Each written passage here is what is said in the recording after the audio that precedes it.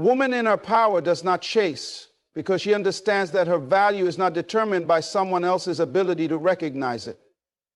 She knows that true worth radiates from within, and when a woman fully embraces her masculine energy, the energy of direction, purpose, structure, and discipline, she doesn't find herself running after anything that walks away.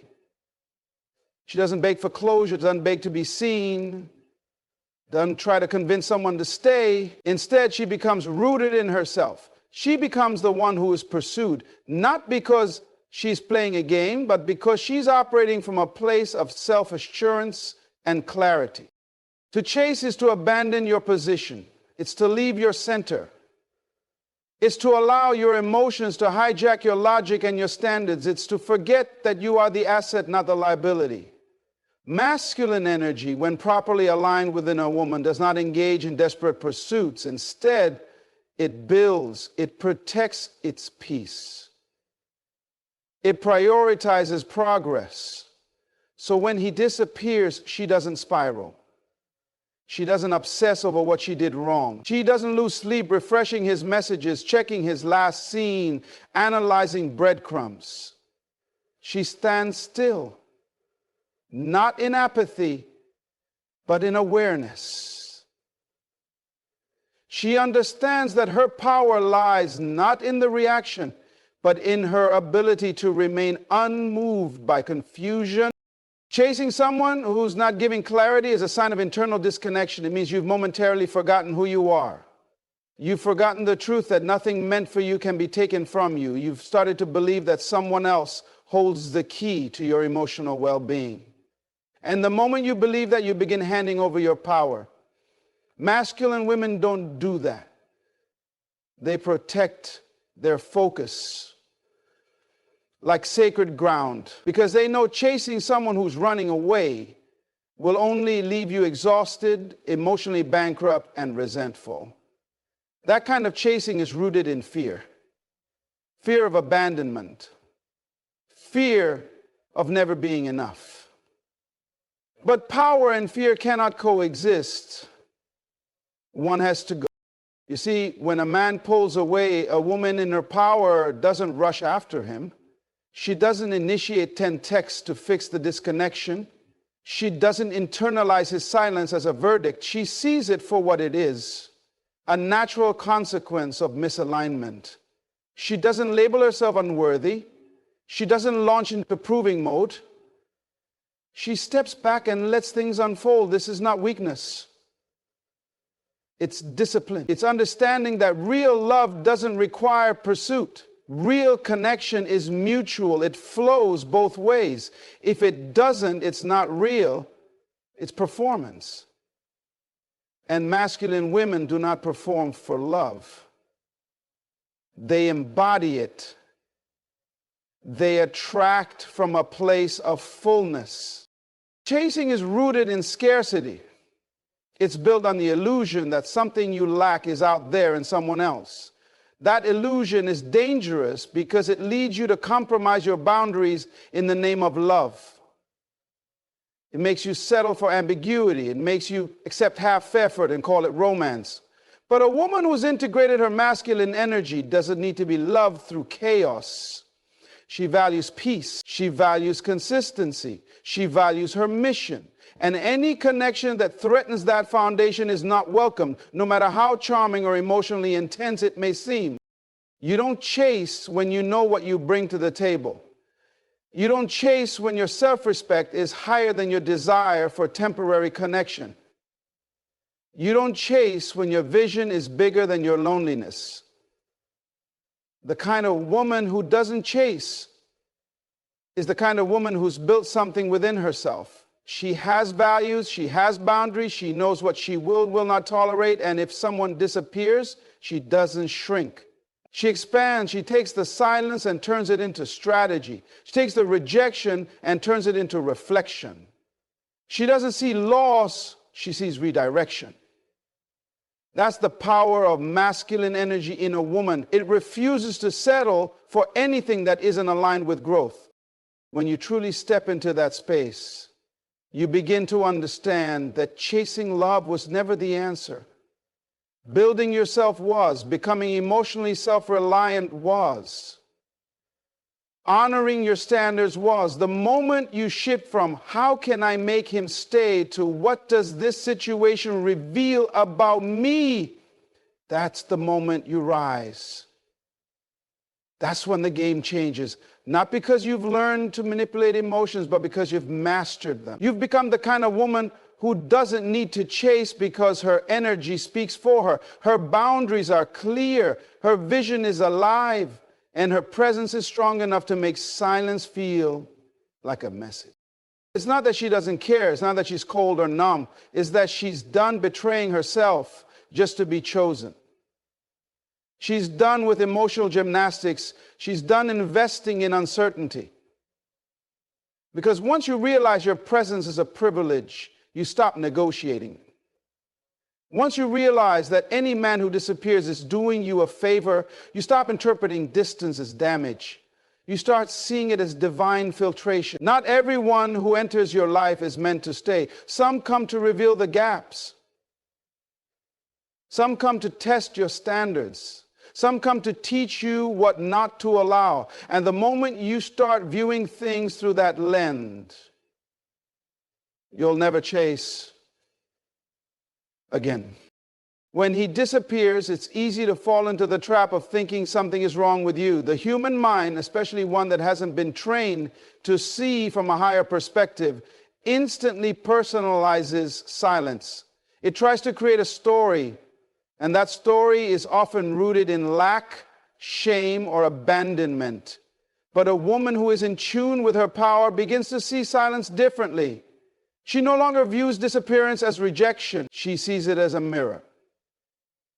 Not a mirror to her flaws, but a mirror to what she's ready to outgrow. When he pulls away, when he stops calling, when the attention shifts, the energy withdraws, and the effort disappears, that's not the time to chase clarity from him. That's the time to seek clarity within yourself. Because disappearance isn't a mistake. It's feedback. It's information. It's life showing you exactly what needs to be addressed. Not in him, but in you.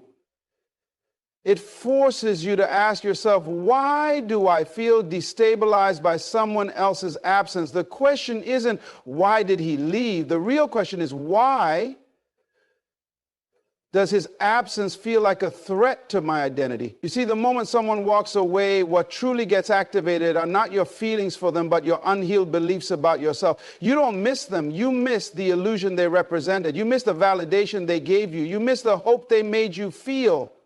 So when that disappears, you feel like a part of you is being stripped away. But that part was never real. It was borrowed confidence, not built confidence. It was temporary assurance, not eternal self-worth. His disappearance reveals what parts of your self-image still rely on external input to feel complete. If you feel lost without his text, anxious without his calls, empty without his presence, then what you're truly experiencing is a call to evolve. You are being asked to upgrade your emotional operating system. Because emotional stability isn't measured by how loved you feel when everything is going right. It's measured by how grounded you remain when things fall apart. And let's be honest, most people don't disappear on accident. They disappear because they were never grounded in purpose to begin with.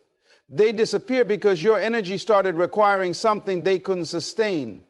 They disappear because they were never ready for what your standards demanded.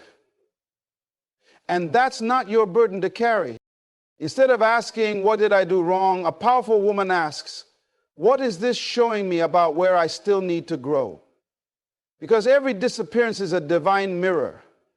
It shows you where you're leaking power, where you're seeking validation, where you're still entertaining inconsistency. If you listen closely, every unanswered message and every unmet expectation is revealing something. It's not trying to punish you. It's trying to position you. The universe doesn't send pain without a promotion hidden inside of it. So when someone walks away, don't just look at what left. Look at what's about to be born. Look at what's being made visible. Look at what kind of healing is finally being demanded. And that healing doesn't come from closure conversations or emotional apologies. It comes from the decision to stop needing others to validate your worth. It comes from learning to sit with yourself in the silence and not be shaken. It comes from realizing that someone disappearing is not a reflection of your inadequacy. It's a confirmation of your evolution. When your energy elevates, when your boundaries become firm, when your voice gets stronger, not everyone will stay, and they're not meant to. Sometimes their silence is their highest contribution to your journey, because their presence would have only distracted you from doing the inner work. See, a woman in her power doesn't let someone's disappearance become the reason she abandons herself. She doesn't collapse into self-doubt or descend into a spiral of overthinking. She reflects, she reassesses, and she redirects her energy back to herself. She understands that when someone pulls away, it doesn't always require pursuit. Sometimes it requires pause. What part of me is still chasing closure outside of myself? Because true closure isn't something someone gives you, it's something you decide. It's not found in explanations, it's found in self-respect. It's found in choosing peace over confusion, growth over comfort, truth over fantasy. What disappears was never solid. What leaves without effort to stay was never committed. What fades without conversation was never aligned. You don't fight to hold on to what's not rooted in mutual investment. You observe it. You learn from it. You thank it, not because it served you perfectly, but because it showed you where your healing still needed to be prioritized. This is the work most people avoid, but this is where the power is. When someone vanishes, it doesn't mean you've lost something. It means you've been given a chance to reclaim the parts of yourself that were still waiting for permission to rise. The woman who sees this, who can look in the mirror and say, "This pain is guiding me," is the woman who no longer fears disappearance. She welcomes it. Not with bitterness, but with understanding. You are not rejected, you're being redirected. That's the truth most people miss when they're in pain. Because when someone walks away, when a connection ends abruptly, or when your effort is met with indifference, the first instinct is to take it personally, to see yourself as unworthy, unloved, or not enough. But those conclusions are illusions. They're based on the limited view of the moment, not the full picture of your path. What feels like rejection is often a necessary shift. What looks like the end is actually an invitation to start again with clearer vision, higher standards, and deeper self-respect. Rejection is not always someone saying you're not good enough. Sometimes it's life whispering, that's not your door. And no matter how hard you knock, beg, plead, or wait, it won't open because it's not supposed to. You were meant to rise beyond it. But you can't see that when you're drowning in emotion. You can't understand that when you're fixated on what you thought should have happened. That's why redirection feels so painful at first, because it's disguised as loss. But with time, with healing, with growth, you begin to realize it was never loss. It was guidance, it was protection, it was positioning. Every time you're rejected, you're being shown a deeper truth, not just about the person or the situation, but about yourself. What are you tolerating that doesn't align with your value? What version of love are you accepting that lacks reciprocity? What patterns are you repeating that keep leading you to the same emotional dead ends? The rejection didn't break you, it revealed you. It stripped away the illusion and exposed what still needs healing. That's not something to be ashamed of. That's something to be grateful for.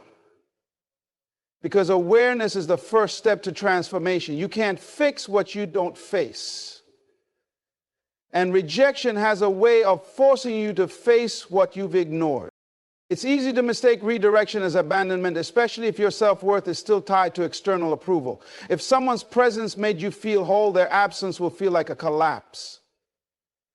That's the danger of attaching your identity to how someone treats you. When they leave, they don't just walk away with their energy.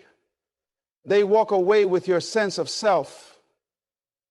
But the truth is, no one can take what you never gave them. And your identity, your purpose, your destiny, none of that belongs to another person. It's yours.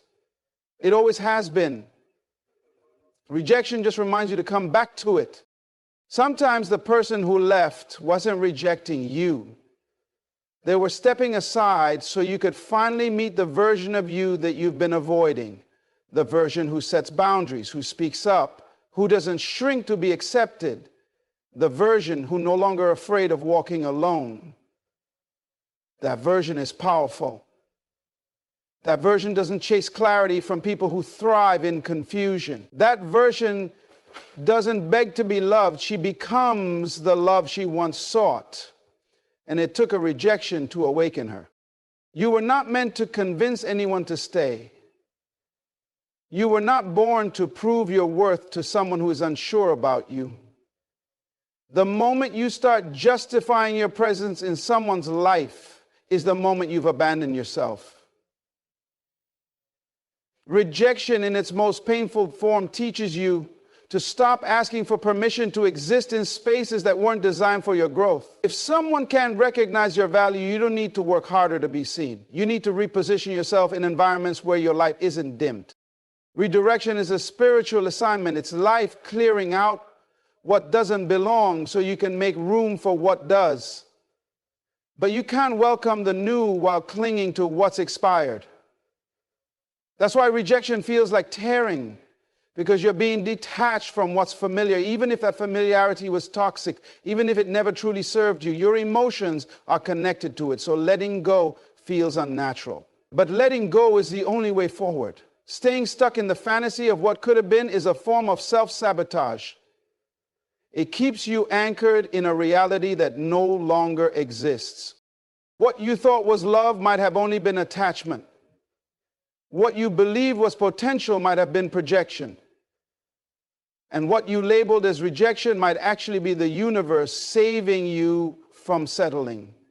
That shift in perspective is everything, because once you see rejection as redirection, you stop resisting. You stop fighting what's leaving and start preparing for what's coming.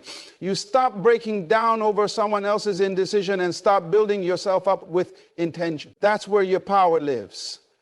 In the decision to trust that what didn't work out was never supposed to. You are not rejected. You are being shaped, molded, strengthened, repositioned. And while the process is uncomfortable, it's sacred. Because it's realigning you with a life that matches your highest identity, not your wounded one. The people who left, the love that didn't last, the doors that didn't open, they all served a purpose. Not to destroy you, but to redirect you. Not to punish you, but to prepare you. Rejection only hurts when you resist it. But when you accept it as a necessary transition, you start to realize it wasn't rejection at all. It was elevation in disguise. Pain is not your enemy. It's a messenger. It comes dressed in discomfort, cloaked in confusion, and wrapped in silence. But its purpose is always to awaken something deeper within you. When someone disappears, when they pull back, ignore you, forget to check in, or choose not to respond, there is an emotional sting that arises. That sting is not just about them, it's about the pieces of yourself that were still vulnerable, still hoping, still believing that someone outside of you would be the key to feeling whole. But the truth is, pain only activates where healing has yet to occur. The more personal it feels, the more universal the lesson is. In that quiet moment after someone walks away, you don't just feel their absence. You feel the echo of every wound they touched. You feel the abandonment you never addressed, the self-worth you never secured, the validation you depended on to feel seen. That's why it hurts so deeply, not because they were the one, but because their departure exposed the cracks that were already there. And Instead of seeing this as a breakdown, you have to begin viewing it as an opening. Pain cracks the surface so truth can enter. It breaks down illusions so healing can rebuild you in truth. It doesn't come to destroy you. It comes to awaken you. If you keep trying to run from pain, if you keep suppressing it, distracting yourself from it, pretending you're unbothered when your soul is crying for stillness, then the lessons get louder. Pain ignored becomes pain amplified, and the more you numb it, the more life will find a way to bring it back around until you face it head on. Because pain doesn't come just to make you cry. It comes to make you see, to make you ask the hard questions. Why do I tolerate breadcrumbs? Why do I entertain inconsistency? Why do I chase what's not chasing me? Why do I believe that my softness must be earned instead of honored? There is no growth without discomfort. You cannot evolve while staying in the spaces that cater to your insecurities. You cannot expand while clinging to people who shrink you. Pain is the signal that a shift is being requested, not from them. From you, that shift could be internal boundaries, deeper self-respect, radical honesty, or detaching from narratives that were never yours.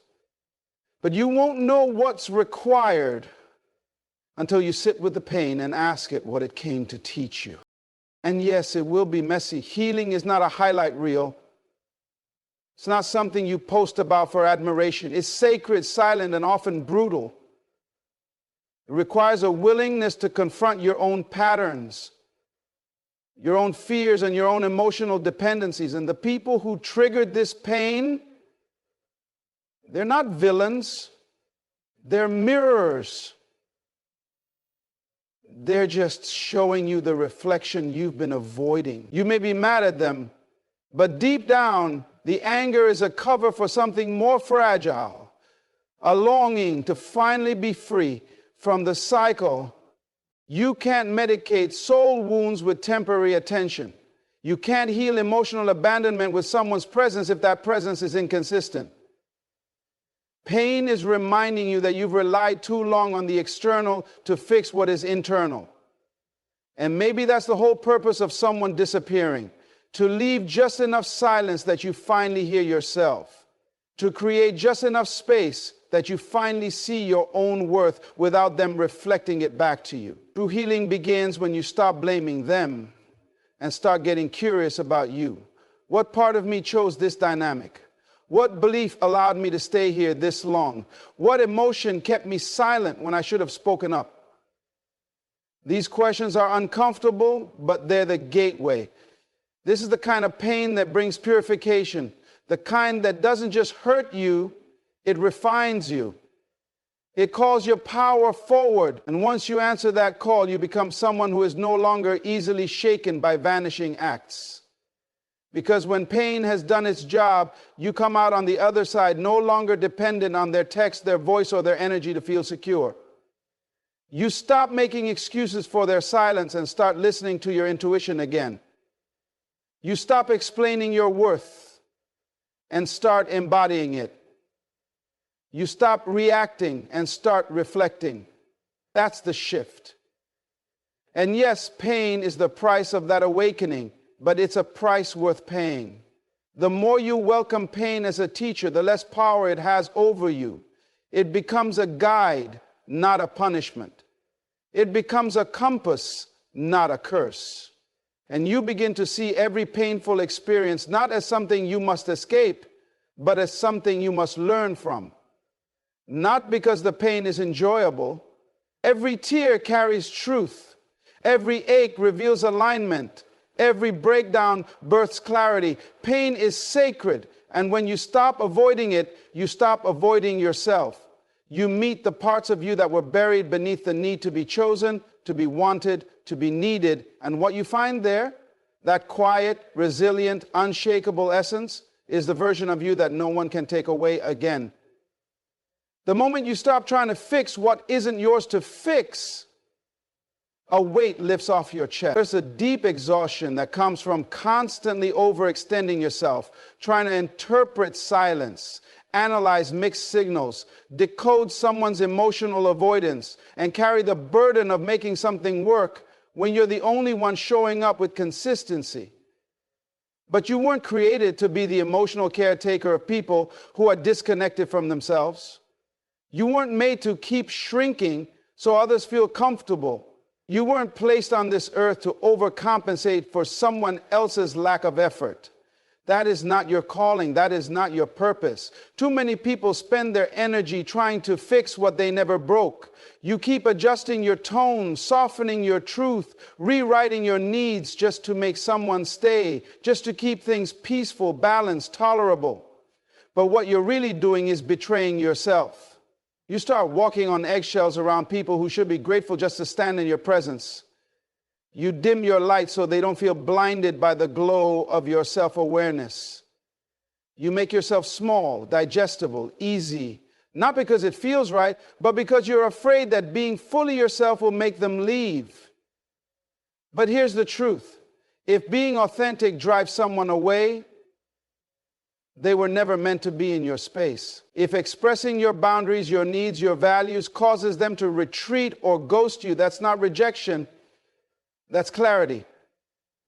That's divine intervention, removing the emotionally unavailable so you can stop doing the emotional labor of keeping connections alive that were never mutual to begin with. You are not hard to love. You are not too intense. You are not too much. What's too much is you carrying all the weight for people who never intended to carry anything for you. You've got to understand that some people don't want to be healed. They're not looking for growth. They're looking for comfort. They don't want connection. They want control. And when they see that you're a healer, a feeler, someone who leads with love, they'll draw from you without ever pouring back. Not because you're weak, but because they recognize your strength and try to use it as a crutch for their avoidance. That's why you have to stop trying to fix it. You are not a rehab center for broken intentions. You are not a therapist for emotionally irresponsible adults. You are not the solution to someone's silence. And the reason it hurts so much when they leave or go cold or pull away is because you've tied your worth to their behavior. You've made their attention the measurement of your value. So when they disappear, you begin to question everything about yourself. But their inconsistency is not your reflection. Their lack of communication is not your fault. Their silence does not speak truth about your worth. It speaks volumes about their unreadiness to hold space for someone real. Healing starts the moment you take your power back from the people you gave it to. And that power was never meant to be outsourced. You were not born to be in pursuit of people. You were not designed to chase, to beg, to remind someone of your presence. You were born to embody worth, to walk in alignment, to attract not by force but by frequency. And when your frequency rises, everything not in alignment will naturally fall away. You won't even have to push it out. It will detach on its own because it cannot breathe in the atmosphere of your evolution. That's why people ghost. That's why they disappear when you stop playing small. Because when you finally stand in truth, you expose their inability to rise. And it's easier for them to leave than to look in the mirror. Don't let that shake you. Let it confirm that your growth is working. Let it remind you that your healing is sacred. Let it reinforce that you no longer need to explain why you deserve loyalty, love, and respect. You are not difficult. You are discerning. You're not cold, you're cautious. You're not broken, you're breaking patterns. And yes, the moment you stop trying to fix it, everything will feel uncomfortable. Because chaos was familiar. Confusion was the norm. You were conditioned to believe that love required struggle, that connection meant proving yourself. But the truth is, real love doesn't need convincing. Real connection doesn't require emotional gymnastics. And when you stop trying to fix what's broken outside of you, you finally create space to repair what's been neglected inside of you. You're allowed to stop responding. You're allowed to stop reaching out.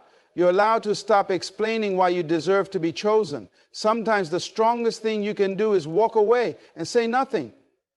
Not out of spite, but out of self-respect. Because you finally realize that it's not your job to be the glue that holds everything together. It's not your mission to heal people who don't want to do the work. It's not your role to keep trying while they keep disappearing. Your job is to heal yourself. Your role is to rise. Your responsibility is to protect your peace. And the moment you do, you stop carrying things that were never yours to hold. There comes a time when your silence becomes louder than your words ever could. When you stop reacting, stop explaining, stop justifying your value to people who were never listening in the first place, you step into a kind of power that most people aren't ready for. It's not anger, it's not bitterness, it's clarity. Pure, unshakable, undeniable clarity. And with clarity comes emotional freedom. Because the moment you stop seeking closure, you realize that you were never waiting on them. You were waiting on yourself to finally let go. Closure isn't something they give you. It's something you give yourself when you stop looking for their approval to move forward. You stop asking why. You stop waiting for them to return with an apology, a confession, an explanation that makes the pain make sense. You stop opening the same door over and over again just to be met with silence, avoidance, and inconsistency. You realize that you can no longer live in the emotional limbo of unfinished stories. Because every time you leave the door open, every time you wonder if they'll come back, you keep yourself tied to a version of you that depended on someone else to validate your worth. The silence you choose is not a passive retreat. It is an active decision to reclaim your power. When you no longer engage in cycles of overthinking, when you stop replaying every conversation, trying to decode the unsaid, you begin to see clearly what was always in front of you.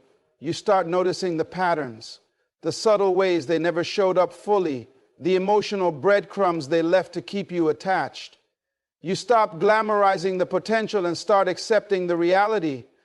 That kind of awareness can't be unseen. And when you stop chasing explanations, when you stop calling them out, stop hoping your silence will provoke their reaction, something shifts. Because you're no longer operating from a place of need. You're no longer trying to teach someone how to love you. You're no longer investing your energy into people who treat your presence like an option. That's when the healing deepens. Not because you're forcing yourself to get over it, but because you finally allowed yourself to get honest about what it really was and what it wasn't. There's nothing weak about walking away. There's nothing cold about choosing peace over chaos. Emotional maturity is not always loud. Sometimes it looks like sitting with the discomfort of not being understood and still refusing to beg for It looks like deleting the message you were about to send because you realize that your energy is better used for rebuilding yourself than re-explaining yourself. It's remembering that your worth doesn't shrink just because someone failed to recognize it. They didn't see you not because you were invisible, but because they weren't looking with eyes capable of depth. Some people only know how to connect on the surface. And when you show up with emotional depth, with realness, with vulnerability, they panic. They disappear. They run from what they can't control or comprehend. And that has nothing to do with you. Their fear of connection doesn't mean you were too much. It means they were too limited. But the moment you stop trying to be understood by the wrong people, you make space for the right ones to find you. The kind of people who recognize your silence as strength, not weakness. The ones who meet you where you are, not where it's convenient for them. The ones who don't need to be reminded how valuable your presence is. And until they arrive, you hold your own space. You learn how to sit with your own heart without needing it to be mirrored back by someone else. That's the lesson. You don't heal by proving your value. You heal by embodying it, by living it in every choice, every boundary, every decision to not react. You start picking at emotional wounds and start dressing them with truth. You begin to understand that your silence isn't about ghosting or avoidance. It's about self-respect. It's about not giving your light to those who only show up to dim it. And while the world might tell you to stay soft, to be patient, to give them another chance, you've learned that sometimes the most loving thing you can do is walk away. Not out of spite, not out of pride, but because your peace costs too much to keep renting it to people who don't value it. Because your energy is sacred, and you spent too long handing it over to people who only ever took. And in that stillness, in that quiet strength, you rise. You remember who you were before the confusion, before the chasing, before the noise. And in that remembering, you find a power that no one can take, silence, or walk away from again.